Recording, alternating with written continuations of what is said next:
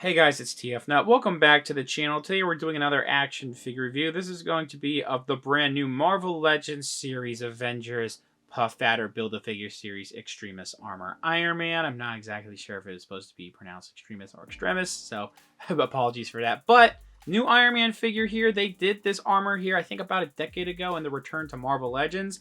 I do think this has been needing an update for a while, even though that previous figure was pretty good. And for what I've seen online, this figure is done really nicely. This is hopefully still in stock for last I checked at Big Bad Toy Store right now. It seems like they were one of the first ones to get this.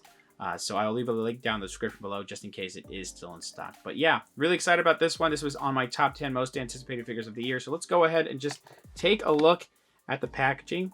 It is the new standard of the windowless packaging, which I still don't love, but at least it kind of looks nice here. Iron Man Extremis right there. You have the figure, I believe that's the pre-rendered image right there. An image from the comics in the background of the design there. You do have where it says Marvel's Avengers, as well as a warning choking hazard, plastic-free packaging, and the Hasbro logo. On this side, it shows you pretty much everything going on with the Puff Adder Build-A-Figure.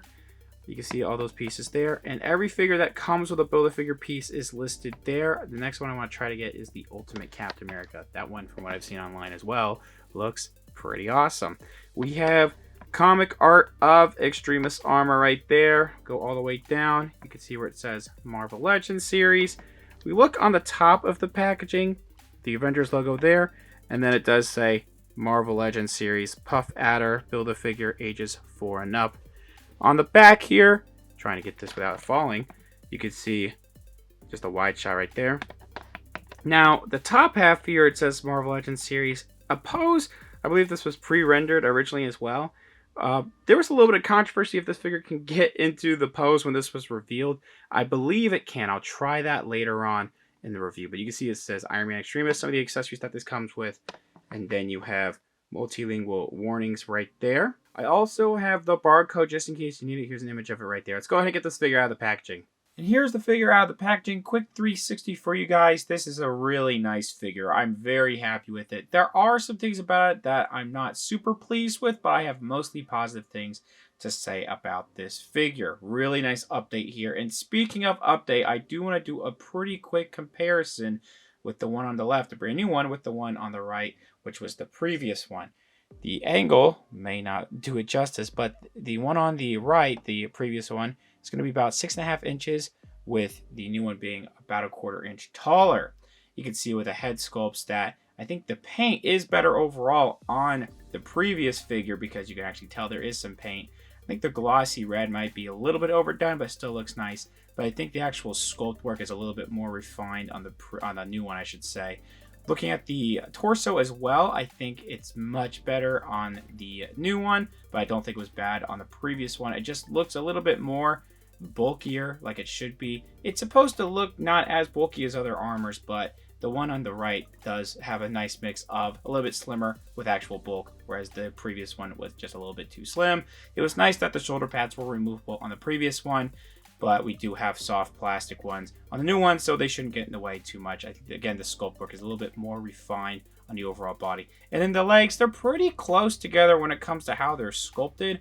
At least when you start looking towards the hips, they do look a little bit different. The paint's a little bit better on the previous one, but I don't think it looks bad on the new one by any means. And then the legs are a little bit thicker on the new one, which I think looks a little bit better. The prongs, I would say, on the feet are more pronounced on the previous one than the new one. I do think that the back of both of these aren't bad at all. I think I prefer the new one just a little bit more. Looks like there was a wash on the previous one, though. I think that previous one still holds up pretty well, honestly. It's just a little bit too skinny and too short, so I'm glad we have an update. I don't have many of my comic Iron Man heads, unmasked ones, Tony Stark heads, with me right now. I have no idea where a lot of them are, but I do have the 80th anniversary one to show you. It's a little too big on this body, but I think at some angles it can work. But the hole for the head, putting on the neck peg, is really, really tight. So I don't recommend putting this head on there, if I'm being honest. And just because I know we're eventually going to get an Iron Patriot redone in the future, I can't find my previous one right now. I did want to put on the 2020 Norman Osborn head on this figure.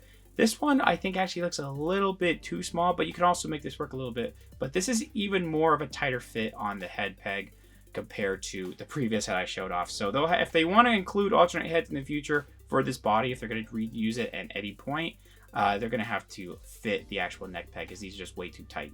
Since this doesn't come with a Build-A-Figure piece, let's take a quick look at the accessories that it does come with. And these alternate hands for blast effects are really sick. There's actually some detail in the hole for the blast effects there. That's pretty nice. We have a little bit of detailing on the palm with some panel lines, as well as around the some creases around the fingers, as you can see there. Looking pretty nice. The back of the hands, they continue some creases on the back of the fingers, which is really sick, and almost like these rivets, as you can see on the back of the hands there too. Look at the thumbs. It's mostly molded in this red that I wish I was painted, but the way they've molded it, it does have a little bit of that swirl pearlized effect, just a little bit, but I don't think it looks that bad this time, if I'm being honest. We do have the repulsor blast that we get a lot with Iron Man figures. Fits in the hands rather nicely. No problem there. We get 2 of these, and you guys are familiar with these by now. This is, I don't remember if this is always this little ring right here. Take that out. I don't remember if it's always been this size, or if there's one and then there's another one that's a little bit larger. I can't recall right now. I do believe there was previous Iron Man figures with larger radiuses, I guess. But the sculpt is about what you expect. I still don't mind it. I think it doesn't really need to be changed just yet. It still looks good, and it's in a more yellowish, almost orange, translucent plastic there. You can fit these on the bottom of the feet, but it should be more centered right there. But you can fit those on the heels if you want to. Again, I'm pretty sure it should be more centered. Unfortunately, I do wish we had an unmasked head, or a head that would have the mask taken off and you can see the face there. I personally would have also liked if they included the Model 70 smoke effects. I do have those if I want to use it for this figure, but I just think it would have been nice if they went a little bit extra mile and gave us these, since we don't get a Build-A-Figure piece. But what we do get with this figure is not bad. Really quick look at what the open hands look like on this figure.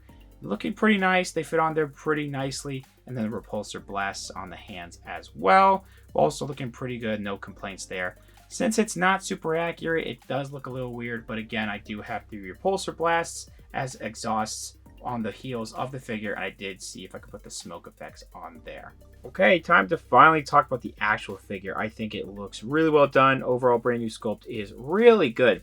One thing you're going to notice, just like with a lot of other Iron Man figures, panel lines pretty much everywhere. Really well done ones, in fact, too. I think the color in the eyes is also really nice. I think there's a little bit of a black line painted in there to kind of accent that, make it stand out a little bit.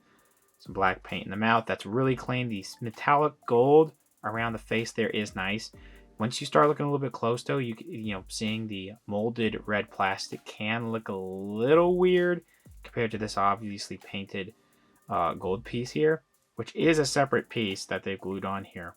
However, looking at this figure's red, I think it looks really good. When you look at some comic images and panels and all that, I think that they actually did the red here pretty accurately. Yes, I think it could have a little bit more of actual metallic finish, but I don't think it looks bad by any means. I think at least the color of it is pretty nice. Again, maybe some paint would have gone a long way.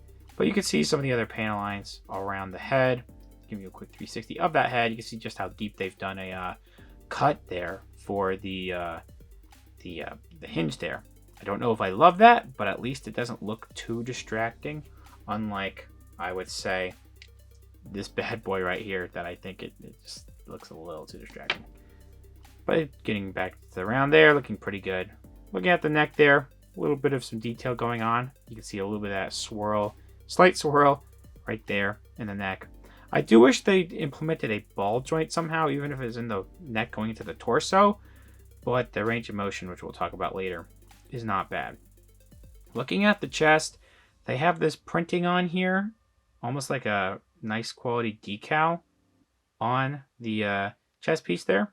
And I do think the previous one, if I have it, I don't know if actually it was done similarly. I think it was actual paint on that one, but by no means do I think it's bad on this one. It might look a little too bright on my camera if I take it down a little bit. You can see it's a little bit of yellowish, and once you get closer to the center, it's a little bit more of a lighter white there.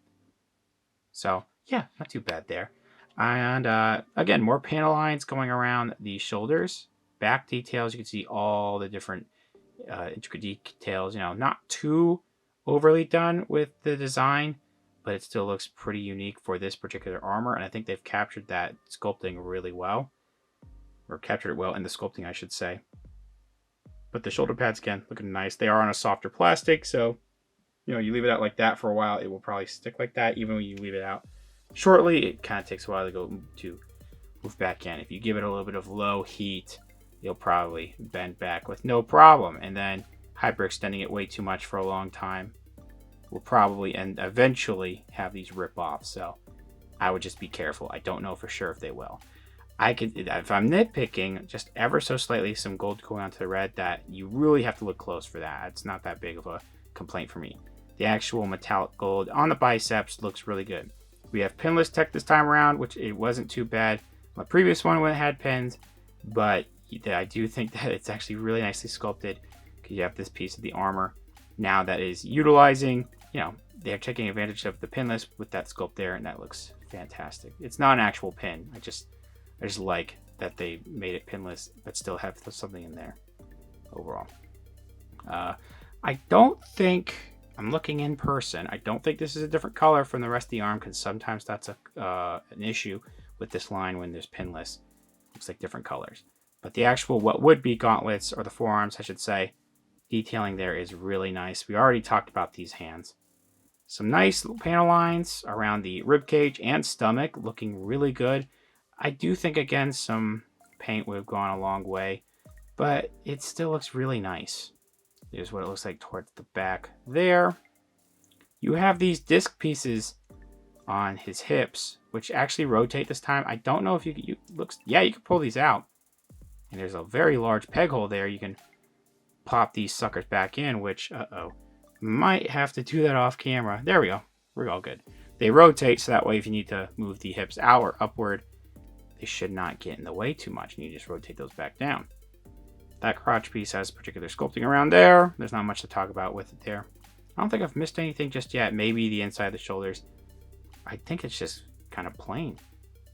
Oh well. Maybe, I don't know what detail could have been there. We do have really nice gold, I think, on the actual hips, and some nice sculpting there. I don't think I have any complaints about that. So, some Iron Man figures and some other metallic figures, I think I have chipping of the paint on there with some of the metallic gold. It doesn't look like it's going to be that much of a problem with this figure here. I think the fact that it's kind of a blessing in disguise that this isn't painted, I don't know. I think since it's molded like this, it won't rub away at that paint too much. I could be completely wrong. Maybe the layer of paint isn't that prominent on here to where it's not gonna go off that much like it was with Modular Armor Iron Man or the 80th Iron Man or Ultron from 2021. But either way, really nice looking hips. That's what it looks like on the side of the thighs there. Some nice detailing, long panel line going on there. Again, pinless tech with a little bit of a panel line on the knee. The knee does look like a slight different color compared to what we have for the rest of the leg, but not too distracting. At least on camera, it doesn't look distracting. In person, it looks a little bit more faded to me. But the way that these calves are done, pretty accurate sculpting, looking really good. And then we get down to, I forgot to show off the shins. Get down to the feet, and you can see those little prongs I was talking about. Some predominant sculpting on top of the shoe. Well, what would be a shoe, but just really the foot. So what the back of the heels look like with that piece sticking out, which actually does not get in the way of articulation, which is awesome. Some weird excess plastic going on here. Not a big fan of how that looks. I show off the back. There's a little bit of some ridges on the back of the knees there. And the bottom of the feet, I wish had some better detailing on the feet. I'll say what I will about Model 70, but at least they attempted some, detailing. It could be a little bit better, but detailing right there. So yeah, I do think this would have benefited from detailing on the actual bottom of the feet instead of just plain, flat feet. But hey man, this thing is still really nice looking. Now, funny enough, my gripes aren't really with the detailing or paint of this figure, because it could use some better paint at the red, but still not bad. It's actually some of the articulation and some of the stiffness in the joints. Let's go over the articulation with the head going up really far like that, and out down pretty far too. Side to side, it might be a little bit loose, but that's fine. We do have arms that go all the way around here. And again, with those pieces, you can actually make it go out that much, but I wouldn't keep it like this for a while, or else it'll be bent like that for a while. We do have upper arm swivel. I don't believe, yeah, we don't have butterfly joints. These double joint elbows are really tight. Sometimes they can be pretty tight with the pinless, but these in particular are pretty tight. The wrists were tight, but I've been able to move these around a little bit. They swivel and they hinge. That's for all sets of hands. The biggest complaint I've seen about this figure, which I forgot to mention, there's a little bit of detailing right there, is that the torso articulation is not amazing. The back is not too bad. The forward, oof, that could have been a lot better. I think you'll have to heat this up, pop off the torso if possible, and then start adding some dremeling basically to add some articulation. Say, I mentioned already the swivel, but you can make it kick out all the way at the hips. Back a little bit, but the butt gets in the way just a bit. Perfect, almost perfect splits actually. Not much complaints there. Upper thigh swivel with this piece going over the thigh there, looking nice. Double joint knees, actually not too tight on here. And then down at the foot, I'm trying to really force it all the way down to see how down it can go. Pretty nice. How far up can it go? I'm also trying to force it not too bad. And then we do have some ankle rockers right there. Now, one thing I have noticed some people talking about before this figure came out, and then after some people have done the reviews of that they've already done, is can this figure do the knee pose on the back of the packaging? I've done it here. I'm not the greatest posing, honestly, but I think it's okay here. You'll have to finagle it just a little bit more if you really want to get it there.